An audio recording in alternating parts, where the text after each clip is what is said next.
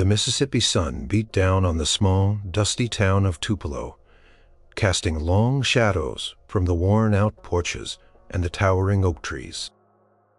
For a boy named Elvis Aaron Presley, born into the humble embrace of a two-room shotgun house, life was a constant lesson in resilience and faith. He was a skinny kid with eyes that saw more than most and a heart as big as the sky above their little corner of East Tupelo. Elvis was only a child, barely 9 years old, when he first felt the peculiar pull of sounds and emotions that seemed to live inside him. His family, the Presleys, were devout Christians. The Free Assembly of God Church was more than just a building. It was the rhythm of their Sundays, the comfort in their struggles, and the source of the stirring gospel hymns that filled Elvis's young ears and soul. His mama Gladys, with her soft hands and even softer voice, often sang him to sleep with sacred melodies, planting seeds of devotion deep within his impressionable spirit. Every Sunday, dressed in his best, often patched-up clothes, Elvis would sit beside his mama and Daddy Vernon, listening to the preacher's booming voice, feeling the collective spirit of the congregation rise with every amen and every passionate chorus. It wasn't just notes and words. It was a feeling, a surge of emotion that made his skin tingle and his throat ache with an unexpressed longing. He'd close his eyes and imagine his own voice, not yet fully formed, soaring with the choir, carrying the burdens and hopes of everyone present. One of his most prized possessions, gifted to him by his mama on his 7th birthday, was a small silver cross. It wasn't fancy, just a simple design, but it felt heavy with meaning in his poem. Gladys had told him, "This cross, son, represents love and sacrifice. Wear it close to your heart and remember the good in the world and the strength of your faith." Elvis wore it every day, tucking it beneath his shirt, a tangible reminder of his family's beliefs and the comforting presence of their God. He felt safe, protected, and connected to something larger than himself when he had it on. Tupelo in those days was a place of close-knit communities, but also, like many towns, a place where people stuck to what they knew. Most of the families were like the Presleys, hard-working, church-going folks, trying to make ends meet in the shadow of the Great Depression. Differences weren't always celebrated, and sometimes they were even met with suspicion. Elvis, however, possessed an innate curiosity, a gentle spirit that saw beyond surface appearances. He noticed the new faces, the different accents, the various ways people lived their lives in the houses strung along North Green Street. He spent his afternoons exploring, sometimes with his friends, sometimes alone, wandering through the fields, imagining the world beyond Tupelo. He'd listen to the sounds of the town, the distant rumble of a train, the chatter of children playing stickball, the distant strains of blues music drifting from the colored quarter. These sounds, different from the gospel he knew, fascinated him. They were raw, honest, and held their own kind of truth. He didn't understand why some folks seemed uncomfortable with different kinds of music or different kinds of people. To Elvis, sounds were just sounds and people were just people, each with a story. His mama always taught him to be polite, to respect his elders, and to treat everyone with kindness, no matter their background. "Everyone's got a piece of God's light inside 'em, Elvis," she'd say, her voice soft but firm. "You just gotta look for it." These words resonated with him, shaping his young mind and planting the seeds for an openness that would guide him through his life. One sweltering afternoon, as Elvis was practicing his guitar, a gift from his daddy bought for him instead of a bicycle, on the porch swing he noticed a moving truck pull up 2 houses down. It was bigger than any truck he'd seen in Tupelo, filled with furniture wrapped in blankets and boxes stacked high. A family was moving in, and they weren't quite like anyone he'd met before. Curiosity tugged at him. He watched from behind the screen door as a man with a neat beard and a small cap on his head directed the movers. A woman with a kind, crinkled smile and hair pulled back in a bun helped carry a delicate lamp. And a girl, a few years older than Elvis, with long dark braids, was carefully carrying a small wooden box. They looked tired but determined. Elvis felt a familiar stir in his chest, a mix of excitement and a little apprehension. New neighbors. He wondered who they were, where they came from, and what stories they brought with them. He remembered his mama's words about looking for the light in everyone.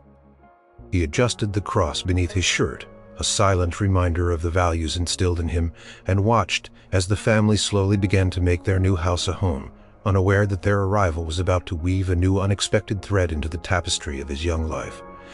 The Goldstein family settled into their new home on North Green Street with Mr. Mendel Goldstein, a tailor by trade, had moved his family from a larger city up north, seeking a quieter life and new opportunities. In the burgeoning South, his wife, Sarah, possessed a gentle strength, and their eldest daughter, Leah, was a studious and thoughtful girl, about 12 years old. But it was the matriarch, Grandma Esther, who truly caught Elvis's eye. She moved with an ancient grace, her eyes twinkling with a wisdom that seemed as old as time itself. For the first few days, a subtle tension hung in the air of the neighborhood. Tupelo was a small town, and new folks, especially those from different backgrounds, were often met with a mix of curiosity and unspoken reservation. The Goldsteins were Jewish, a faith unfamiliar to most of the predominantly Christian community.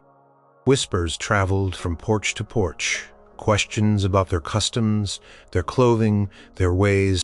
Some neighbors were wary, others simply curious, but few openly approached. Elvis, however, wasn't deterred by the whispers. His mama had always taught him that judgment was a heavy burden to carry, and kindness was always the lighter path. He saw the Goldsteins as simply people just like him and his family trying to build a life.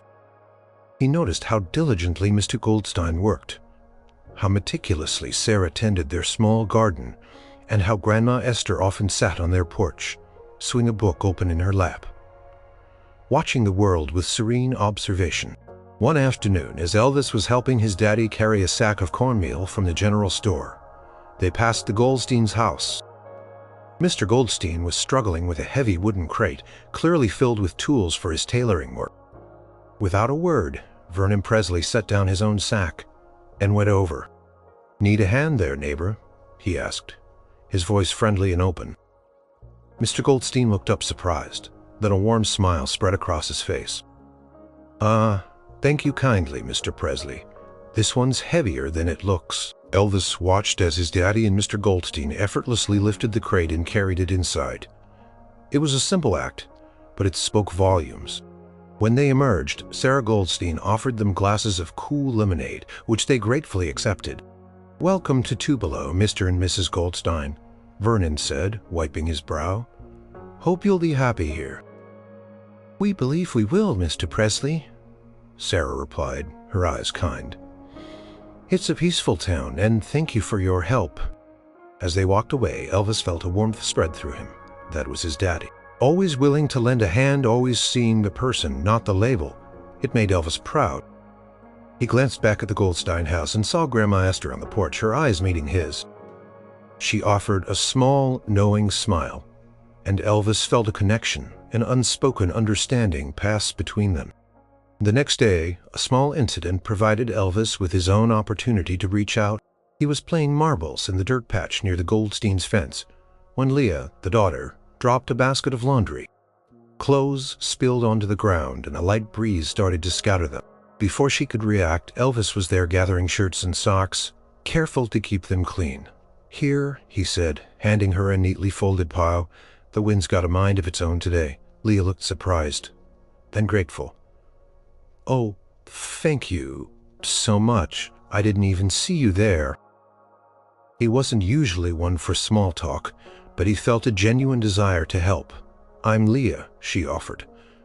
"Leah Goldstein." "Elvis," he said, sticking out a hand, which he hesitantly shook. "Elvis Presley." That simple exchange opened a door from then on. A quiet camaraderie began to form. Elvis would see Leah on her way to school, or Grandma Esther tending her small herb garden. He'd often hear the gentle hum of Mr. Goldstein's sewing machine from his new tailor shop set up in their front room. One afternoon, Elvis was practicing his guitar again on the porch, strumming a simple gospel tune his mama had taught him. He was lost in the melody, feeling the vibration of the strings against his fingertips. When he finished, he opened his eyes to see Grandma Esther standing at the edge of his yard, a thoughtful expression on her face. "That was beautiful, young man," she said, her voice soft but clear, with a slight accent he couldn't quite place. Such soul for one so young. Elvis felt a blush creep up his neck. "Thank you, ma'am," he mumbled, a little embarrassed, but also pleased. "It's a hymn from church. Music is a language all its own," she said, stepping closer. "It transcends words, doesn't it? It speaks directly to the heart." Her eyes twinkled. "I believe your heart is very open to it." Elvis nodded, feeling instinctively that this woman understood something about him that others didn't. She didn't ask about his family's church, or where he got his clothes, or why his daddy sometimes worked 2 jobs. She simply saw him. "The boy with the guitar and the burgeoning passion, would you mind playing another?" she asked gently. "If you have the time, of course," Elvis beamed. "Yes, ma'am, I'd be honored." He strummed another tune, and as the notes drifted through the Tupelo air connecting his simple porch to the Goldsteins' quiet home, a bridge began to form. It wasn't built of bricks or wood, but of shared humanity, kindness, and the universal language of music. And in the heart of a young boy named Elvis, a new understanding was slowly beginning to bloom. From that day forward, an unusual friendship began to blossom between young Elvis Presley and Grandma Esther Goldstein. It started with simple porch conversations, Elvis strumming his guitar and Esther listening, her eyes closed in quiet appreciation. She never offered criticisms, only encouragement, her presence a calming, steady force. She had a way of listening that made Elvis feel truly heard, something he didn't often experience even from well-meaning adults.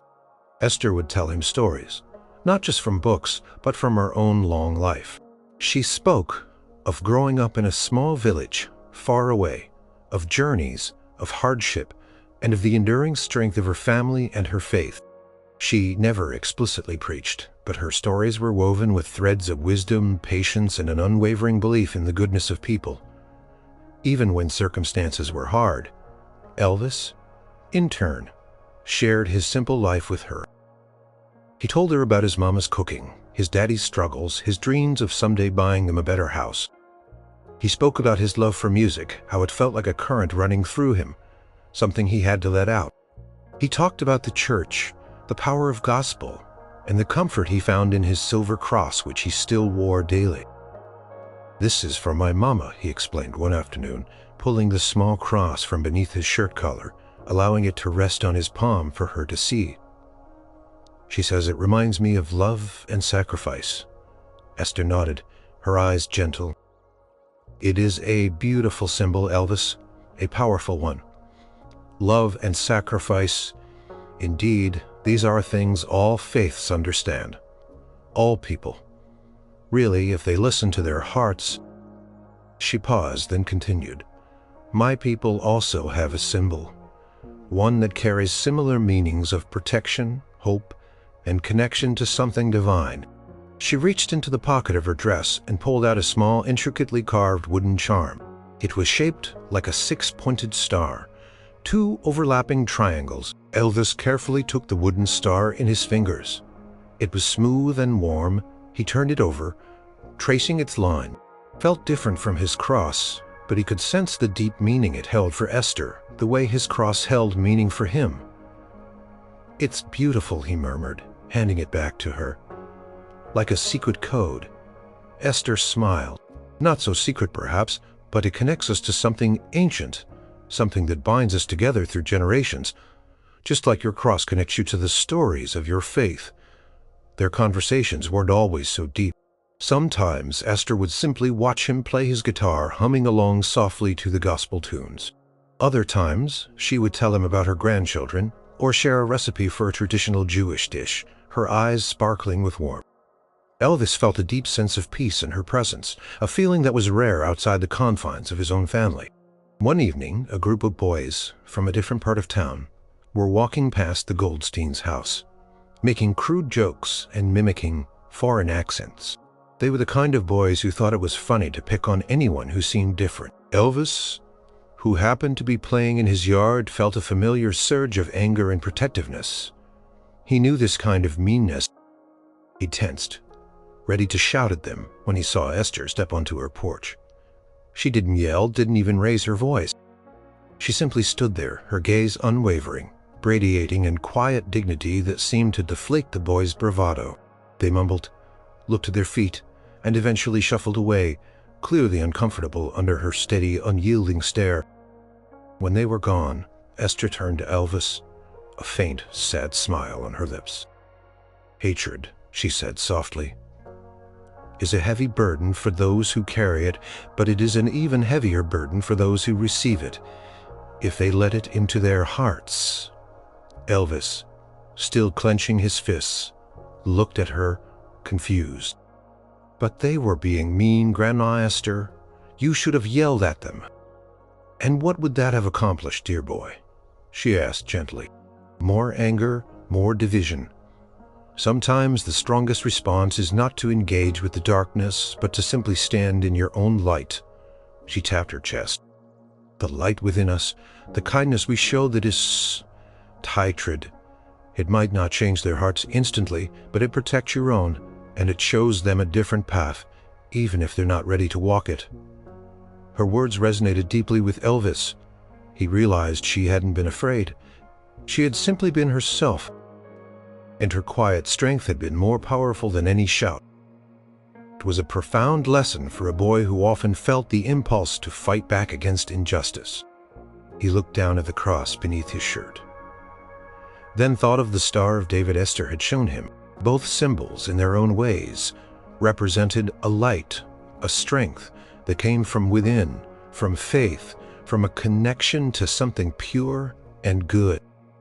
He felt a growing understanding that perhaps despite their different paths, they led to the same fundamental human truths: love, kindness, and standing strong in the face of unkindness. As the Mississippi sun began to set, casting hues of orange and purple across the Tupelo sky, Elvis sat on his porch swing, listening to the crickets chirp. He looked across at the Goldstein house, now a beacon of warmth and light in the gathering dusk. He understood more than ever that true beauty lay not in what made people different, but in the shared humanity that connected them. Like threads in a rich, vibrant tapestry, and in Grandma Esther he had found a truly special thread. The friendship between Elvis and Grandma Esther deepened with each passing week. She became a quiet mentor, a source of wisdom that transcended his young understanding of the world. He would often find himself drawn to her porch, eager to hear her stories, to listen to her gentle counsel, to simply be in her calming presence. Esther never spoke badly of others, even those who showed prejudice towards her family. Instead, she chose to focus on the positive, on the universal values that bind humanity. "Every person," she would say, her eyes fixed on some distant point, "carries a spark of the divine. Sometimes it is buried deep under layers of fear or misunderstanding, but it is always there. Our job is to help uncover it, not to bury it further." She taught him about tzedakah, the Jewish concept of charity and justice, not just giving money, but giving of oneself, one's time, one's compassion. "It's not enough to believe in good," Elvis she'd explain. "You must do good. Action is where faith truly lives." She told him stories of how even in the hardest times, her community always found ways to care for each other, to share what little they had, to ensure no one was left truly alone. This resonated deeply with Elvis, who had seen his own parents, despite their poverty, always ready to share a meal or offer a helping hand to a neighbor in need. One afternoon, as Elvis strummed a melancholy blues tune he'd heard on the radio, Esther asked him, "Where does that music come from, Elvis? What does it say?" It's about hard times, Grandma Esther," he explained, his brow furrowed. "About hurt and longing and hoping things get better." "Ah," she nodded slowly, "like the songs of my people, sung through exile and suffering. Music is a vessel for our deepest feelings. It can hold sorrow, and it can also hold joy and hope. It is a powerful thing, this gift you have." Never forget the power of your music, Elvis. Use it to bring light, to share feeling, to connect people. It is a sacred tool. She often spoke of the importance of roots, of knowing where you came from and carrying your heritage with pride. She shared stories of her family's history, their traditions, their holidays. She explained the symbolism of the Star of David in more detail, not just as a symbol of protection, but as a reminder of the covenant, the special relationship between God and His people, built on love and trust, of being grounded in who you are while always reaching for something higher, something spiritual. Elvis listened intently, absorbing her words like a sponge. He had always known the meaning of his cross love, sacrifice, faith. Now he was learning about a different symbol, one from a different tradition, but it resonated with so many of the same core values. He saw how the Star of David, like his cross, was a touchstone, a way to remember one's place in the world, one's purpose, and one's connection to something greater. He started to see how deeply similar the human spirit was. Regardless of the paths people chose to walk, the struggle for justice, the search for meaning, the desire for love and connection, these were universal. Grandma Esther, with her quiet wisdom, was teaching him that while the languages and rituals might differ, the heart of faith in humanity was often the same. One cold evening, after a particularly sparse dinner at home, Elvis found himself on Esther's porch. He wasn't hungry for food so much as for comfort, for understanding. He simply sat, listening to the familiar hum of Mr. Goldstein's sewing machine from inside.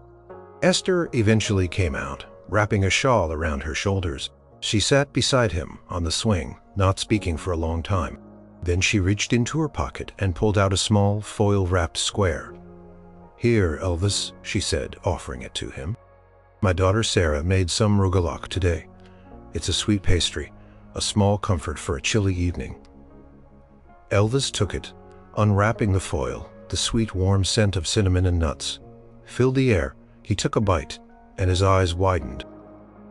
It was delicious, a taste he had never experienced before, a taste of warmth and generosity. "Thank you, Grandma Esther," he said, his voice a little thick. "It's wonderful." She simply smiled, watching him eat. Food, like music, like stories, can be a way to share love, can it not? It crosses boundaries.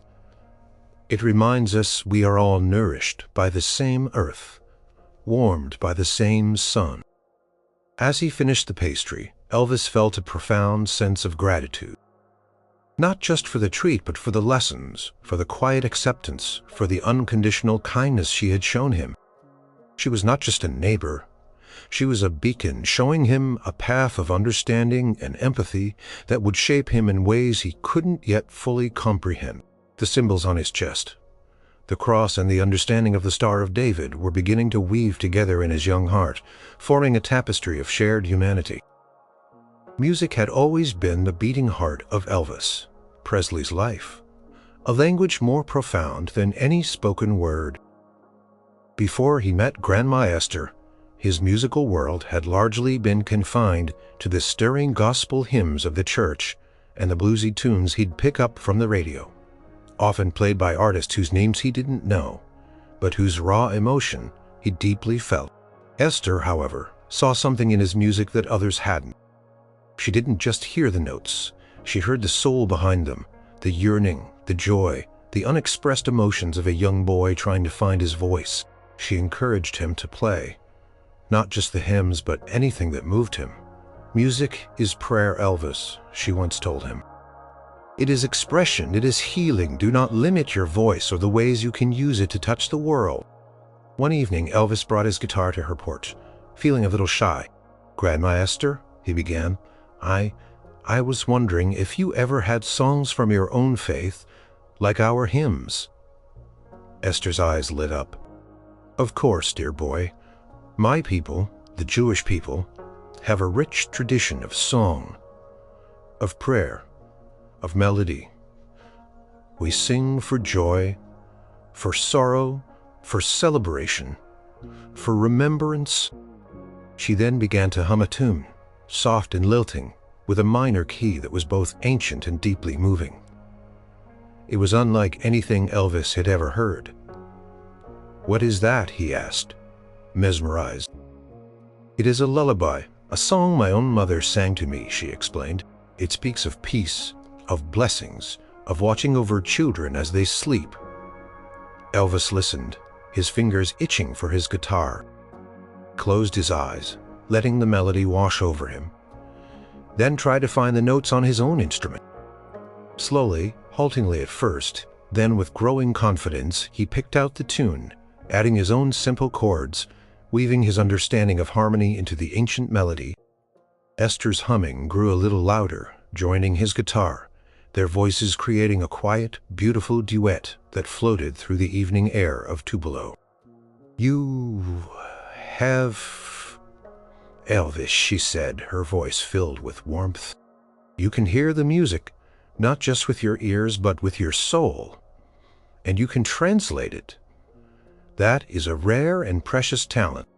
He felt a surge of pride, but also something deeper, a sense of connection. Through music, they were bridging worlds. He played his gospel songs for her, explaining the stories behind them, the hope and redemption they spoke of. She, in turn, shared more of her traditional melodies, teaching him about the prayers and celebrations. They accompanied the history woven into their every note. He learned about the mournful call of the shofar, the joy of a hora dance, the quiet devotion of a Shabbat blessing. He saw how deeply music was intertwined with her faith and culture just as it was with his. He began to understand that while the instruments and melodies might differ, the purpose of music was universal: to connect, to express, to uplift, to remember. This exchange wasn't just about learning new songs. It was about learning empathy.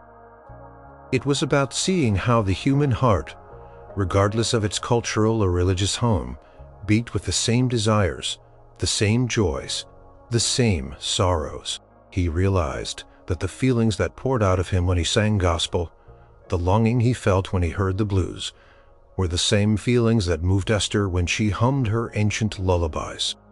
One day, Esther shared a story about the biblical King David, a shepherd boy who became a king, renowned for his beautiful psalms and his musical talent.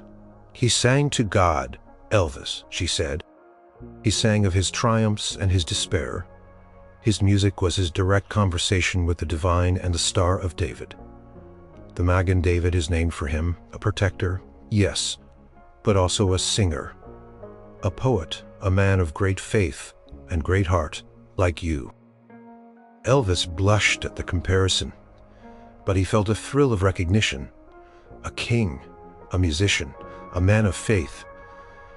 It resonated with something deep inside him.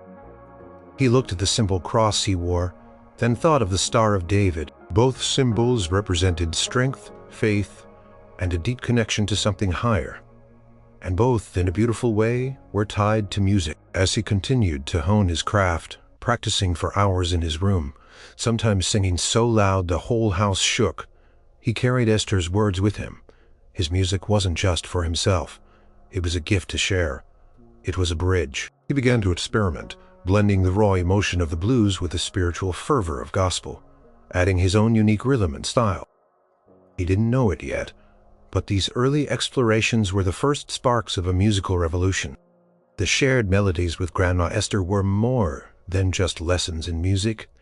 They were lessons in humanity. They taught him that the greatest harmony came not from uniformity, but from understanding and appreciating the unique notes that each person, each culture, each faith brought to the grand symphony of life. And as Elvis grew, his music would always carry this deep understanding, this unspoken message of unity, a testament to the quiet wisdom imparted by an old woman on a Tupelo porch. Life in Tupelo. Despite the quiet understanding that had grown between Elvis and the Goldsteins, was not always smooth. The early 1940s were a time of deep-seated prejudices, and while most people were decent, suspicion towards those who were different could sometimes flare up. The incident began subtly. Mr. Goldstein's tailor shop, which had been doing a steady business, suddenly saw fewer customers. Whispers started circulating at the general store and the church gatherings, fueled by a few narrow-minded individuals who feared what they didn't understand. Someone painted a hateful symbol on the Goldsteins' fence one night. It was a swastika, a symbol of extreme hatred that Elvis had only vaguely heard about from news reports about the war overseas. When Elvis saw it on his way to school, his heart clenched with a cold dread. He knew what it meant, even if he didn't fully grasp the depth of its evil. He saw the pain in Leah's eyes as she quickly tried to scrub it off with a rag. Her shoulders hunched. That afternoon, a group of older boys, the same ones who had mocked the Goldsteins before, gathered near the shop, making loud, insulting remarks. They weren't physically hurting anyone, but their words were like stones, heavy with malice. Mr. Goldstein stood silently behind his counter, his face pale, while Sarah pulled Leah inside. Grandma Esther, however, stood on her porch, her gaze fixed on the bullies, radiating that same quiet, unyielding strength Elvis had witnessed before. Elvis, who had just returned home, felt a familiar surge of anger. But this time, it was different from the impulsive urge to fight. This was a deeper anger, a protective fury that burned in his gut. He thought of Grandma Esther's lessons. Stand in your own light. Don't engage with the darkness directly. But what about standing up for others? What about justice? He looked down at the cross beneath his shirt. Love? Sacrifice? He thought of the Star of David, the Shield of David, a symbol of protection, of community. He remembered Esther's words. Action is where faith truly lives. Taking a deep breath, Elvis walked directly towards the group of boys. He wasn't big or strong, just a scrawny kid with a guitar. But as he approached, his eyes blazing with a righteous anger, he felt a strange sense of power. "What do you think you're doing?" he asked, his voice shaking slightly but surprisingly steady. One of the older boys, a hulking kid named Billy, sneered, "Mind your own business, Presley. This don't concern you." "It does concern me," Elvis retorted, stepping closer. "They're my friends. They're good people. What right do you have to come here and say such awful things?" "They're different," another boy jeered. "They ain't like us." "So what?" Elvis shot back, his voice rising, gaining confidence. "Are you so scared of someone being different that you gotta act like this? They don't hurt nobody. They work hard. They're kind, and they got just as much right to be here as anyone else." The boys looked at each other, surprised by his sudden outburst, by the conviction in his voice. They had expected him to back down, to be just another timid kid. Billy, still trying to maintain his tough demeanor, took a step towards Elvis. "You want to get hurt, Presley? You gonna stand up for these outsiders?" "I'll stand up for what's right," Elvis said, not backing down an inch. He felt a shiver, but it wasn't from fear. It was from the power of his own resolve. "My mama always says, 'Love thy neighbor,' and that means every neighbor. No matter what you think, God's only got room for one kind of person in his heart. I don't." His words, simple and direct, hit home. Some of the boys looked uncomfortable. They had expected a fight, not a sermon, and certainly not from Elvis Presley, the quiet kid with the guitar. From her porch, Grandma Esther watched her eyes wide, with a mix of concern and profound pride. Sarah and Mr. Goldstein had emerged from the shop, their faces etched with worry. After a tense moment of silence, Billy, unable to meet Elvis's gaze, mumbled, "Come on, let's go." He pushed past Elvis, and the other boys, clearly losing their nerve in their audience, followed, their bravado gone. They disappeared down the street, leaving behind a silence that felt strangely heavy with victory. Elvis stood there, his chest heaving, his heart pounding. He had done it. He had stood up. Grandma Esther slowly walked down her porch steps and approached him. She didn't say a word, but her eyes, filled with tears, spoke volumes. She reached out and gently cupped his face in her hands. "You, my dear boy," she whispered, her voice thick with emotion. "You truly embody the light. You have a heart of gold, Elvis, and you will change the world. One act of kindness at a time." Elvis felt a lump in his throat. He looked at the Goldstein family, their relief palpable, their gratitude shining in their eyes. He looked down at the cross beneath his shirt, feeling its familiar weight, and in his mind he saw the Star of David, the Shield of David, a symbol of protection now more meaningful than ever. He had protected his friends, not with violence, but with conviction, with a simple, unwavering belief in kindness and love. This day, he realized, had truly tested his faith, and it had shown him the power of living it. The incident with the bullies solidified Elvis's bond with the Goldstein family and deepened his understanding of the world. It showed him the real-world impact of prejudice, but also the profound power of standing up for what is right, of choosing compassion over fear. The family, especially Grandma Esther, treated him with even greater affection and respect, recognizing the courage he had shown. As the years passed, Elvis grew from a lanky boy into a handsome teenager, his voice deepening, his musical talent blossoming into something truly remarkable. He spent countless hours practicing, singing in church, playing at local talent shows. Tupelo felt smaller and smaller, and the world beyond beckoned, especially Memphis, with its vibrant music scene and endless possibilities. The time for the Presleys to leave Tupelo eventually came. Vernon had found work in Memphis, a chance for a new start, a hope for a better life. The news was bittersweet. Elvis was excited for the future, for the chance to pursue his musical dreams, but he felt a pang of sadness at leaving the only home he'd ever known, and especially at leaving Grandma Esther. On the day before they were set to pack their meager belongings, Elvis found himself on the Goldsteins' porch one last time, his guitar resting against his knee. He felt a quiet ache in his chest, a mix of nostalgia and apprehension. Esther sat beside him, her presence as comforting as always. "So the big city awaits. Eh, Elvis?" she said, her voice soft. "A new chapter."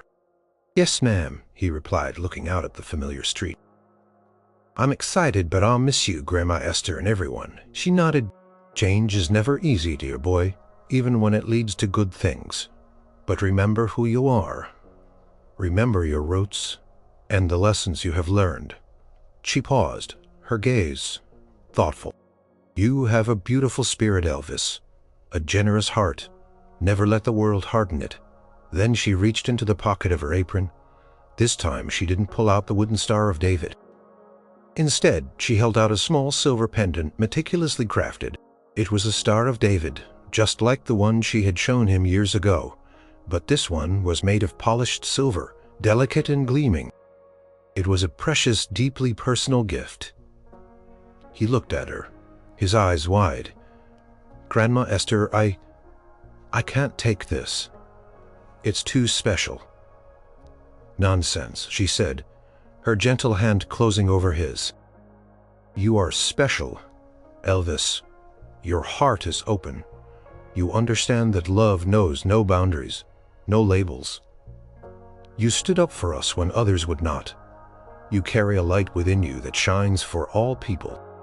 Let it remind you of the unity that lies beneath our differences and the power of love to build bridges." Elvis looked at the silver Star of David, then touched the familiar cross beneath his own shirt. Cross, a symbol of his Christian faith given by his beloved Mama, representing love and sacrifice. And now, the Star of David, a gift from his wise Jewish friend, representing resilience, hope, and the deep, universal connection of humanity.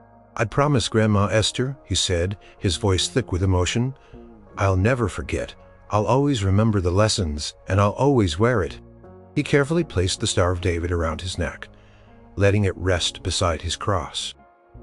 He felt the two symbols, one familiar, one new, settle against his skin, a silent testament to the journey his heart had taken. They weren't conflicting, they were complementary. They represented different paths, but paths that converged on the same fundamental truth: the power of love, acceptance, and human connection.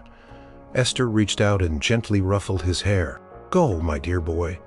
Go and share your light with the world, and let your music be a bridge just like your heart." As the last rays of the Tupelo sun dipped below the horizon, painting the sky in fiery oranges and purples, Elvis felt a profound sense of peace. He was leaving home, stepping into the unknown. But he carried with him more than just his guitar and a dream. He carried a promise, a precious gift, and a lesson about the beautiful tapestry of humanity that would guide him for the rest of his life. Memphis was a whirlwind. From the quiet familiarity of Tupelo, Elvis was thrust into a bustling city alive with new sounds, new faces, and an energy that crackled with possibility. He worked odd jobs, drove a truck, and every spare moment he poured into his music. He haunted Beale Street, soaking in the blues, gospel and rhythm and blues that vibrated through the air. He saved every penny to record a demo, to get his foot in the door, to chase the dream that burned within him. Through it all, he kept his promise to Grandma Esther. The Silver Cross and the Star of David rested against his chest, a constant comforting weight. He rarely spoke of them, especially the Star of David. It was a private personal testament to a foundational lesson, a hidden strength he carried. In a world that often demanded conformity, these symbols were his quiet rebellion, his personal declaration of unity and acceptance. His breakthrough came, as history would record, with Sun Records. The raw energy of his voice, the revolutionary blend of country, blues, and gospel, and his electrifying stage presence ignited a firestorm. Overnight, Elvis Presley became a phenomenon. Life became a dizzying blur of recording, sessions, tours, screaming fans, flashing cameras, and endless demands. The simple boy from Tupelo was now a global icon, adored by millions, scrutinized by everyone. The fame was exhilarating but also isolating. He was constantly surrounded, yet sometimes felt profoundly alone. In the midst of the chaos, he often thought of Grandma Esther. He remembered her quiet porch, her gentle wisdom, her unwavering belief in the light within. He remembered her words, "Never let the world harden it." It was a struggle to maintain that softness, that open heart, when so many people wanted a piece of him, when judgment and criticism were as loud as the adoration. He would often touch the two pendants beneath his shirt. The cross reminded him of his mama's unwavering faith, of the spiritual foundation of his life.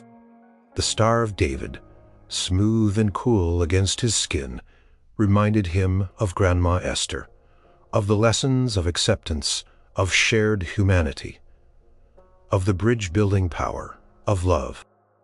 They were his anchors in the storm.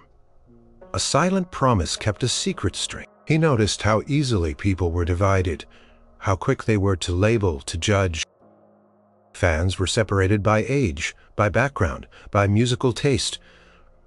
Critics picked apart his music, his movements, his persona.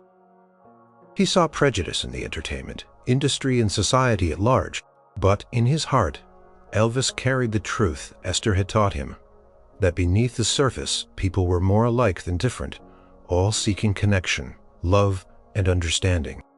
His music, though revolutionary, always carried echoes of those early lessons. His gospel albums recorded later in his career were a direct connection to his roots, to the spiritual core that had always driven him. But even in his most electrifying rock and roll, there was a raw honesty, a heartfelt vulnerability that spoke to universal emotions. He sang of love, of longing, of heartbreak, of hope, themes that transcended any one culture or faith. He never publicly explained the Star of David.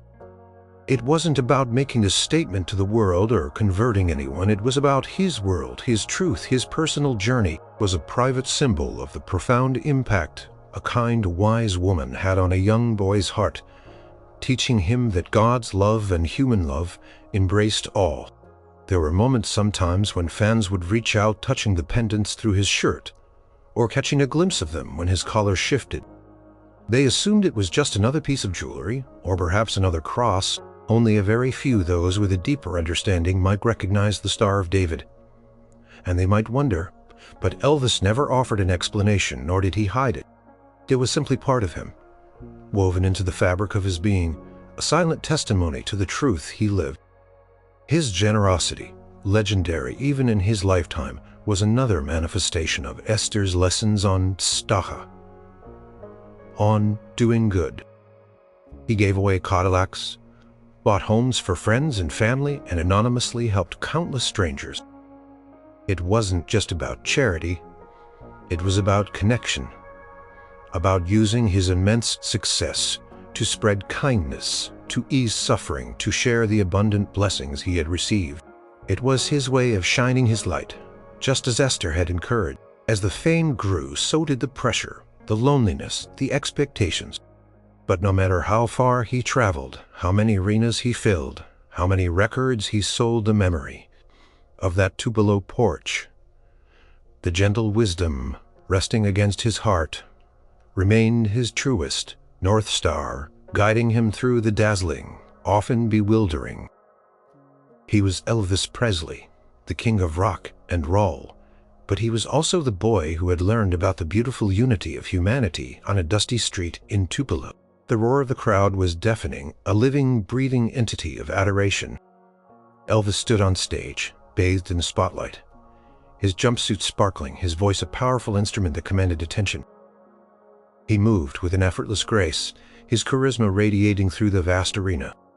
But beneath the showmanship, beneath the iconic image, was the heart of the boy from Tupelo, still grounded by the quiet lessons he'd learned. As he sang, sometimes a hand would instinctively go to his chest, not a dramatic gesture, but a subtle touch, a familiar weight against his skin. Cross and the Star of David nestled together a private sanctuary in the storm of fame. They weren't a fashion statement. They were a profound, unspoken conversation with himself, a reminder of who he was and what truly mattered. For Elvis, these symbols were not about merging religions or creating a new doctrine. He remained a devout Christian, deeply rooted in the faith of his childhood. Cross was a direct link to his spiritual core, to the teachings of love, forgiveness, and salvation he had learned from his mama and his church. It represented his personal relationship with God, his hope, and his guiding principles. The Star of David, however, carried a different yet equally vital layer of meaning. It was first and foremost a tangible reminder of Grandma Esther, her wisdom, her kindness, her quiet strength, and her unwavering belief in the goodness of all people. It symbolized the expansion of his understanding, the profound realization that love and truth were not exclusive to one path, but were universal currents flowing through all humanity. It represented unity, the understanding that while faiths and cultures might have different expressions, the underlying values of love, family, compassion, and justice was shared. It was a personal statement against division and prejudice, acceptance, a vow to himself to always look beyond surface differences, to see the light within every person, just as Esther had taught him. In a world often fraught with division, it was his silent commitment to embrace diversity, remembrance, a constant connection to his roots in Tupelo, not just his family, but the extraordinary, unexpected friendship that had shaped his worldview. It was a promise kept, a bond cherished, protection and hope, just as the Star of David symbolized protection for Esther's people. For Elvis, it became a symbol of spiritual protection, reminding him that universal love was a shield against the negative forces of the world, whether it was hatred, because that was his truth. His Christian faith was fundamental, but his experience with Esther had broadened his heart, teaching him that the spirit of love and understanding could bridge any divide. The two symbols together weren't about confusion, they were about completion. They represented the fullness of his spiritual journey, a journey that started with deep personal faith and expanded to embrace a universal compassion. He rarely spoke about it publicly because it was so deeply personal. It was not a message for a press conference or a television interview. It was a message he lived through: his generosity, his warmth towards his fans, his deep respect for all people, and his continued search for spiritual meaning throughout his life. He felt that by embodying these values, he was honoring Esther's gift more truly than any public declaration could. Sometimes in quieter moments he might glance at them in a mirror, a knowing smile touching his lips. He'd remember the dusty Tupelo porch, the sound of Esther's lullabies, the taste of rugelach, and the feeling of unwavering acceptance. He'd remember standing up to the bullies, his voice shaking but firm, and he'd remember the quiet promise he'd made. The dazzling lights of the stage, the thunderous applause, the adoring fades. Eventually, what remained, what truly defined him, was that internal compass forged in the crucible of his humble beginnings and tempered by the beautiful, unexpected friendship that had taught him the profound simplicity of love. The cross and the Star of David weren't just jewelry. They were the heart of Elvis. The secret story of his soul, a radiant example of how love and understanding could bridge worlds and make one's own life a beautiful testimony. As Elvis Presley grew older, the demands of his career, the pressures of fame, and the relentless scrutiny of the public took their toll. But through all the triumphs and trials, the quiet truth he carried from Tupelo remained.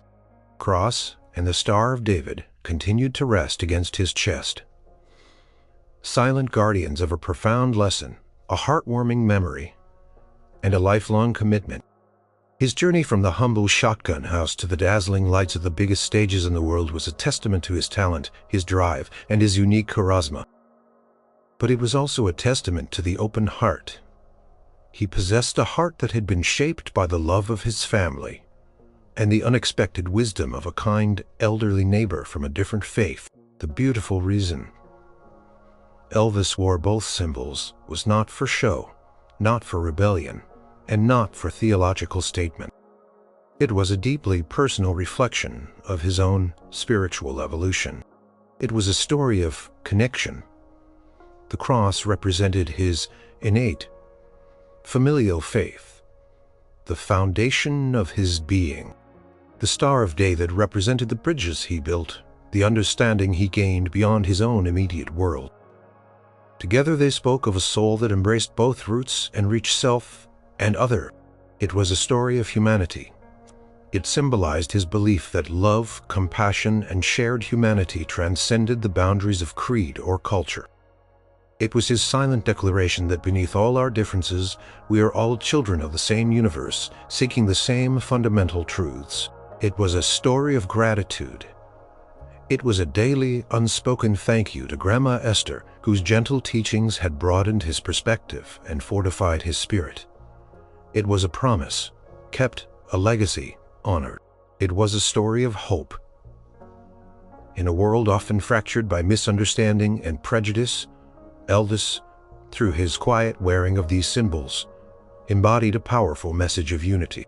He was a living example that peace could be found not by erasing differences, but by embracing them with love and respect. Elvis's generosity, his warmth towards his fans, his willingness to connect with people from all walks of life, his powerful gospel recordings, all these were outward manifestations. All these were outward manifestations. All these were outward manifestations. He lived it. He didn't just sing about love. He embodied it in his interactions, his kindness, his profound empathy for the human condition. Even after Grandma Esther passed away, her spirit lived on in Elvis. He often spoke of her with reverence to close friends and family, sharing anecdotes of her wisdom, though he never revealed the full significance of the Star of David to the wider world. It was his own sacred connection, his personal touchstone.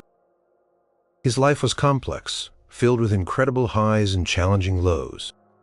But the core of Elvis, the boy who learned about the interconnectedness of all people on a dusty street in Tupelo, remained. He held on to that fundamental understanding of love that Grandma Esther had so gently instilled in him.